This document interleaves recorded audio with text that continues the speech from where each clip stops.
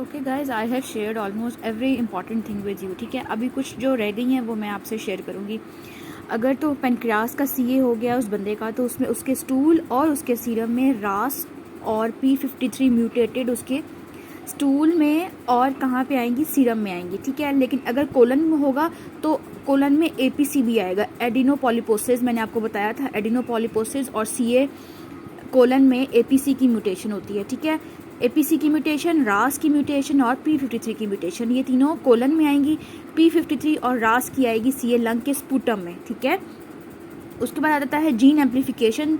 अच्छा, gene amplification या प्रोटोऑन्कोजीन्स की एक्टिवेशन जो है ये एक्वायर्ड होती है। अब हमारे पास कौन सी है protooncogene? CMAC, NMAC, HER2, RAS, these are प्रोटोऑन्कोजीन्स।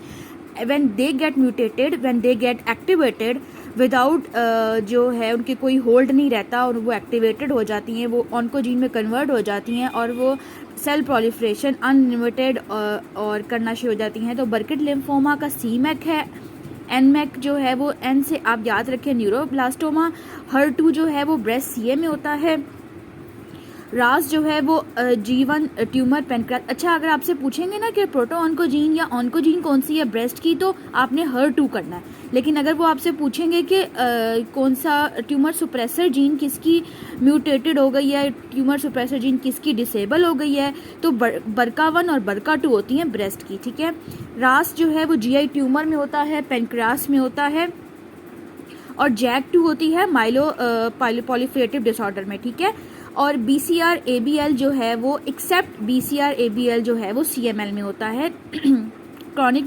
माइलोपॉलीफेरेटिव disorder. ठीक है, एडिनोकार्सिनोमा जो है वो कैसे स्प्रेड होता है? वो मीजोकॉलिक लिम्फ से होता है, ओवरी का CA पेरिटोनल कैविटी से होता है। रेटिनोब्लास्टोमा जो है उसमें बोन स्कैन किया जाता है, वो बोन्स में जाता है। CA लंग जो है वो प्लूरल कैविटी में जाता है, और लंग का और ब्रेस्ट का जो CA है वो लिम्फ नोड्स में जाता है। ओवरी, यूट्रस, प्लूरल कैविटी और लिम्फेटिक। ओवरी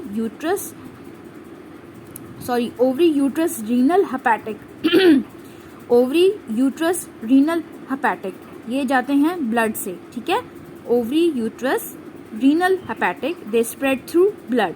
ठीक है, उसके बाद आती है माइलोपॉलीफेरेटिव डिसऑर्डर्स। माइलोपॉलीफेरेटिव डिसऑर्डर मैंने आपको बता दिया है, JAK2 की म्यूटेशन होती है एक्सेप्ट CML, जिसमें BCR और ABL की होती है। ठीक है, डेफिनेशन क्या है इनकी? डेफिनेशन ये है कि आपको बताया, पीछे मैंने वीडियो में बताया हुआ है कि हाउ स्टेम सेल पॉलीफरेट के वो आगे से कैसे ये देते हैं। ठीक है, अब स्टेम सेल ने दे दिया RBC, WBC, प्लेटलेट, फाइब्रोब्लास्ट। अब जो RBC ज़्यादा हो जाएंगे तो हमारे पास पॉलीसाइथीमिया हो जाएगा, WBC ज़्यादा हो जाएगा तो हमारे पास ALL, CML, AML ये सब हो जाएंगे। प्लेटलेट बढ़ जा शुरू हो जाएगा तो हमारे पास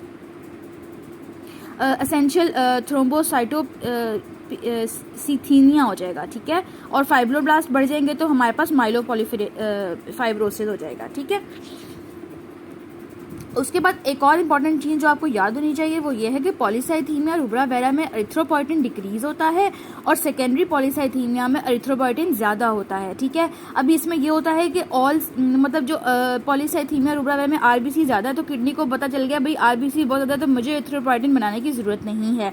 ठीक है, इसमें जो सेकेंडरी पॉलीसाइथीमिया होता है, आपको पता है कि जो लोग बहुत एल्टीट्यूड में बहुत देर अरसे तक रहते हैं उनकी जो कॉम्प्लिकेशन होती है वो पॉलीसाइथीमिया, जिसकी वजह से RBC जो है वो इतनी अच्छे से ऑक्सीजन डिलीवर नहीं कर रहे होते जितनी उस बंदे को हाई एल्टीट्यूड पे चाहिए होती, जिसकी वजह से किडनी एरिथ्रोपोइटिन ज़्यादा निकालता है, जिसकी वजह से उनकी ऑक्सीजन डिमांड कंप्लीट करने के लिए इसके अंदर। अच्छा, ये एसेंशियल थ्रोम्बोसाइटोपीनिया नहीं है, ये थ्रोम्बोस्थीनिया है, जिसमें प्लेटलेट बढ़ जाते हैं, मेगा कैरियोसाइट्स बढ़ जाते हैं। ठीक है, उसके बाद हमने ALL को कैसे डिफ्रेंशिएट करना है, सिनेरियो कौन सा आएगा जिसमें हम कहेंगे कि ये ALL है? उसमें ये होगा CD10 होते हैं और वो B सेल की और इसमें B सेल्स होते हैं, लिम्फोब्लास्ट की जो है फेलियर हो रही, मैच्योर नहीं हो पा रहे, T सेल B सेल अगर होंगे इकट्ठे तो TD और DNA तेज ज़्यादा होंगे, और अगर सिर्फ B सेल होगा तो CD10 होगा। ठीक है, इसमें बोन पेन होती है, CNS में मेटास्टेसिस होते हैं, इसके टेस्टिस में होते हैं, मीडिया साइनल मैस के साथ बंदा प्रेजेंट करेगा।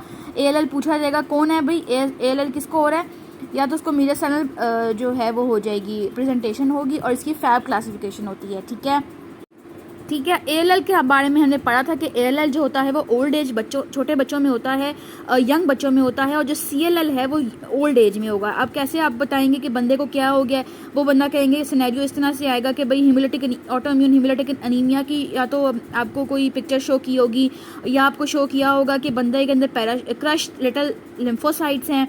ठीक है, CLL से याद रखें, CLL से क्रॉनिक लिम्फोसिटिक ल्यूकीमिया में क्रश लिटल लिम्फोसाइट्स होते हैं। ठीक है, उसमें और या तो अगर उन्होंने कहा हुआ है कि B सेल लिम्फोमा है तो रिचटर सिंड्रोम होगी। ठीक है, उसके बाद आता है स्मज सेल, उसमें पैराशूट सेल्स होते हैं। ठीक है, और जो है इसमें CD5 1920 CD5 1920 ये इंपॉर्टेंट पॉइंट्स हैं, आप याद रखें, ये आपको MCQs में पूछे जाते हैं और ये चीज़ें आपको फिर परेशान करेंगी। AML और CML का क्या डिफरेंस है? AML जो है वो छोटे बच्चों में होता है, यंग एज के लड़के आएंगे उनको मसला हो रहा होगा, प्रो माइलोसाइट्स होते हैं, इसमें ऑरल बॉडीज़ होती हैं, बंदा प्रेजेंट करेगा DIC के साथ, बच्चा प्रेजेंट करेगा, और अगर इसमें ये भी कुछ भी ना दिया हो, बस बोलेंगे कि उसको कैंसर है और विटामिन A से रिस्पॉन्ड करा, तो आप कहेंगे कि भाई उसको AML है।